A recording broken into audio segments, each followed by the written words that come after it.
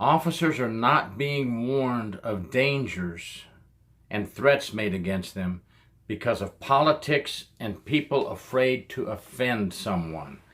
Yes, right outside of Hartford, Connecticut, officers and law enforcement agencies in the surrounding area were not warned when it was learned that the gang Los Solitos, a Puerto Rican street gang based in Connecticut, has put out threats to kill officers. Hi, I'm Gary York, True Prison Stories. Please subscribe if you like this video. A while back, Alfonso Zaporta, 41, was shot by police in the state of Connecticut. And that footage will be at the end of this video from body cams of police officers, in case you are not aware of that story that happened days ago in Connecticut. And I will add that video at the end from body cams. But today there is an update. There's an outrage from local law enforcement agencies stating they were not warned that this gang, Los Solitos, has made threats and promises to kill police officers. A high-ranking member of the Hartford Police Department says that no official warning has been issued to area police because of politics. All of our officers are on high alert after intelligence suggested that Los Solitos is planning revenge for the death of one of their guys. And when asked why the notice has not been sent out to other local law enforcement agencies and warning them of these dangers, the answer was, many of these gang members aren't here legally, said a high-ranking officer. Given the sanctuary status we are looking at here in Connecticut, the optics would be bad for Mayor Bronin. His far-left policies are single-handedly responsible for the dangers that we are all facing in this city. You know what, Mayor Bronin? You better start worrying about the people that are protecting you and not worried about being reelected and not being worried about offending people. This is absolutely absurd.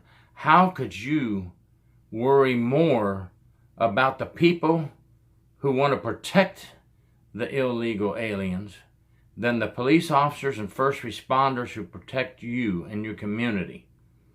And I want to warn everyone, if you're in corrections up in Connecticut or anywhere near this area, remember your uniform represents law enforcement. You are in just as much danger as these street law enforcement agencies. So I think this mayor needs to warn every corrections facility, every state prison, every jail in his state, and every law enforcement agency in his state and nearby and surrounding states that there has been, it has been said there is a hit against officers by Los Solitos, a Puerto Rican street gang based in Connecticut. And I'm telling you now, everybody needs to be warned of this. I'm going to put this video on every corrections and law enforcement site that I can find so that our brothers and sisters out there that don't know about this will know about this. And for those of you that aren't even near Connecticut, just remember, when you wear that uniform in today's world, we have people like this mayor in Connecticut who are more worried about offending his voters, who are for sanctuary and who are trying to protect the illegal aliens. Now, remember, you can always be targeted by some of these groups, so be cautious. When you go home, try to go home and get out of that uniform as soon as possible, and do your shopping and all your long stops after you get out of uniform. Just a little bit of advice I'd like to throw in there. Report any suspicious activity that you see involving anything like this. Please, citizens, also please report any suspicious gang activity that you see in your neighborhoods and areas to your local police departments. You can report it anonymously, and also report any new gang graffiti that you're seeing popping up in or around your neighborhoods and areas. All this could be very important intelligence gathering for your local law enforcement agencies, and you could save a life by reporting gang activity. We cannot let people like this mayor start taking over our safety and security from our first responders. And the mayor, by doing this, is also placing the citizens in danger by allowing these gang members to operate under his cover. That's right. When a mayor fails to report dangers to the community and dangers to first responders, he is actually covering for these gang members. Now remember, many of these gang members are not here illegally. Some of them are here legally. And they are recruiting gang members from illegal aliens, illegal immigrants. So remember, it's not all people that are in this country illegally that are involved in this gang. And this is just an outrage. It's a long, there's 13 pages on this story, and I'm not going to go through it. I put the video that started this at the end of my video if you wish to watch. This is body cams worn from 2 or 3 different police officers on the Alfonso Saporta shooting by the Connecticut police. It's being investigated, and everything looks to be like a clean shoot. You'll see in the video where he tries to get the weapon from the police officer, and then he flees the scene, and it explains in detail what is happening with this incident. And these officers look like they're going to come out just fine. They're on paid administrative leave. But that's not what my video is about today. My video is about how appalled I am that a mayor of a city would not warn law enforcement agencies in the surrounding area about the alert of a hit placed on uniformed officers by the Los Sotos, a Puerto Rican street gang based in Connecticut. He should be ashamed of himself, and I hope he gets voted out on the next election. Let this be a lesson. Get everybody together and vote this man out. He is not protecting the community by doing this, and who knows why he is doing this. You know, I'm not going to make allegations that I don't know of, but I have a lot of things that come to mind when I see a mayor of a city acting in this manner. Anyway, let us know your thoughts. Please be safe. Please report any gang activity in your area, in your patrol area, in your jails and prisons. Please, officers, when you find a gang letter, report it. Turn it in with an incident report. When you find anything out about gang activity in your jails and prisons, it all connects back to the streets and could connect to Los Solitos.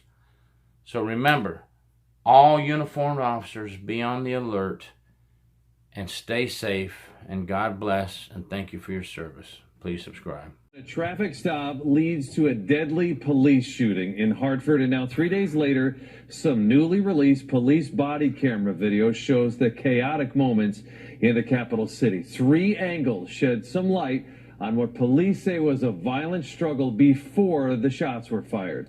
Good evening, everybody. I'm Mike Heideck. We begin with NBC Connecticut's Leslie May. She's live in Hartford right now with reaction from the family members who also saw that video. Leslie. Mike, those videos that are just released by police, they show 3 different angles. You see the moments before, during, and after Alfonso Saporta was shot and killed by a Hartford police detective. The police and the authorities, they say it's all about establishing transparency, that is, releasing those tapes. His mother, on the other hand, she questions just what was on those tapes. You get shot, bro! 3 different police body cameras capture the events surrounding the fatal shooting of 41-year-old Alfonso Saporta. The Friday night incident begins with footage that appears to show Saporta's vehicle backing up, then moving forward away from Hartford police. Eventually, the camera captures Saporta appearing to exit his car. Officers with guns drawn are outside of the vehicle. Police say Saporta fled from police trying to stop him during a gun investigation. Then, when he couldn't get away, he allegedly tried to take an officer's weapon. City leaders say the video release establishes transparency as their investigation of the incident continues. It's important to get this information out as quickly as possible. Video is one piece of the investigation. We all understand that, but it's an important piece. I believe you will see in these videos what we have seen, which is that following the attempt to stop this vehicle, as an officer approached the driver's door, the officer was attacked by the driver. But Zapporta's mother disagrees, telling NBC Connecticut the videos don't tell the full story of what happened the night her son died. The video shows that there is people all over the place and they're on top of my son. And then all I hear is 3 shots. Olivia Richards saw part of the video today and says her son wasn't trying to take the officer's gun, but instead surrender. It's very hard for my son to have control over a gun when he's stepping out the car with his hands up. And he's pretty much taken down immediately. Hartford police say a loaded, stolen 9mm handgun was found inside the driver's side of Zapporta's car. Richard admits her son had a criminal record, but also questions the police on a gun being found in the car. Well, whose gun was it? Was it his? Did the person toss it? Did the police toss it? Nobody knows but God and the police officers and that person that was in the car. And Zapporta's mother says that she intends to hire her own personal attorney to further investigate the circumstances surrounding this incident. We should point out that 2 of the officers who were present, including that detective who fired the fatal shots, they are now on paid administrative leave. That is standard procedure in incidents like this. It is the state's attorney that is now conducting the entirety of this investigation. We are live tonight outside the Hartford Police Department. I'm Leslie Mays, NBC Connecticut News. Mike, back to you. Leslie.